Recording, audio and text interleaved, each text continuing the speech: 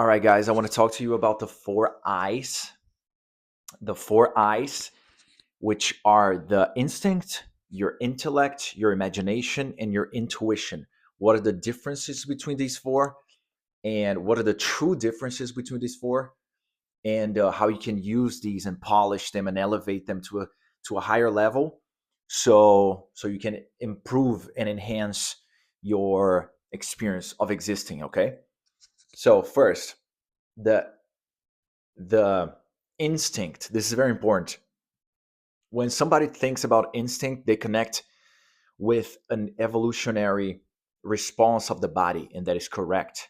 But people overlook the instinct. Your instinct is a bodily memory that is super intelligent and is giving you direction 24/7. Okay.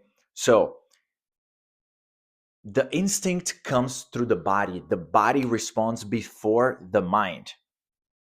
Okay. But if I'm not connected to the body, I cannot sense and I cannot feel the instinct. The instinct is that immediate and instant feeling and physical sensation of whether something is it's good or bad.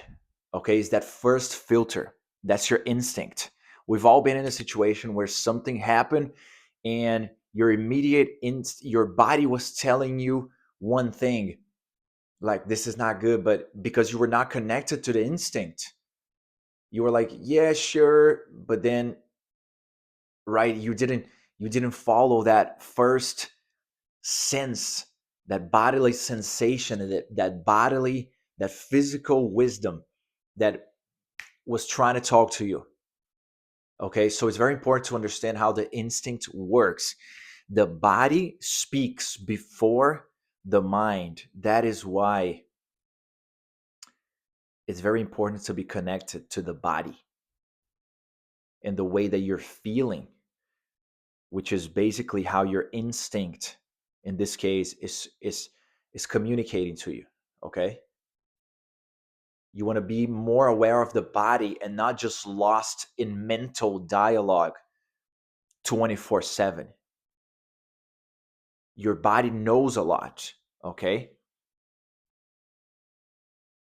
and on in daily situations your body acts like a compass that is very wise and is telling you where to go. After the instinct, we have the intellect. Now, the intellect is the discernment. Okay, is looking at two things from afar or from close and discerning them as being fundamentally good or bad for you, constructive or destructive, sustainable or unsustainable. Is when you look at a model of something that's going on in the world, and it's like, and you can read the energy behind it through discernment. Okay, that's the intellect, and being able to clarify that into ideas in your head and into words. Okay, um, and sometimes we build this over through time. We build this discernment through time. Okay, it's just another faculty of a way of organizing things. Okay, so the more discernment you have through the intellect, the more you're able to form differences in your mind and situate things in your psyche. Okay, to classify them and stuff like that, you will be able to predict a lot of things. You'll be able to make better decisions. You'll be able to set a better direction for you to go. Okay, and therefore it's a better experience of existing. And this is what we're looking for here, right? We're looking for ways and wisdom and technologies and, you know, faculties and abilities that are going to help us improve our the only thing that matters, how you experience existence, period. Okay, number three is your imagination, your capacity through your mind to create images Now you can create very bad images for yourself, or you can create amazing images for yourself. Those images are gonna, they are gonna, they predict your next behavior. They predict the next word that comes out of your mouth. Okay, they're translated into chemicals uh, instantly in your brain. That's why it's called imagination, right? It's like images in action, and your body doesn't know the difference between what's really real or what's being imagined. So nothing, you might as well just be imagining this, okay? Nothing really exists in the sense that you think, okay? This is just an experience.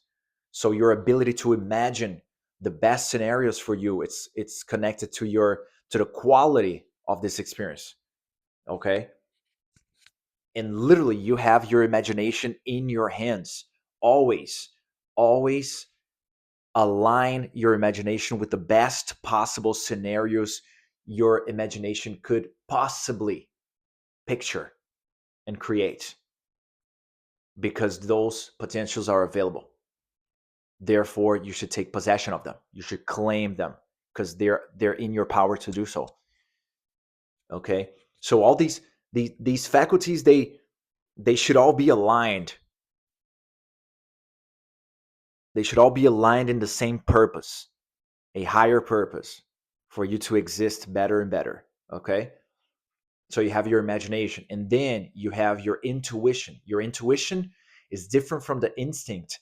Instinct responds automatically, and it comes from the body.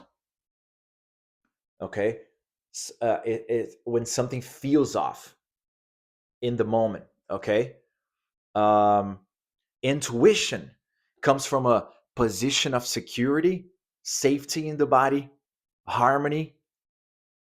Both hemispheres of the brain are working simultaneously. Prefrontal cortex is activated, your heart is open, you are relaxed, and you are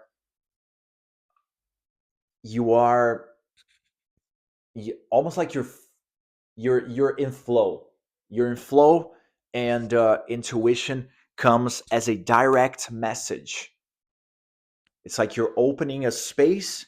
You're not too busy thinking about the problem you have, the thing you got to solve tomorrow, what you got to do later today, what happened yesterday, what happened 5 years ago. You're not worried about that. You're in a moment of flow and security, and that's the space that you need for greater information of a higher potential that is very organized, okay, very coherent.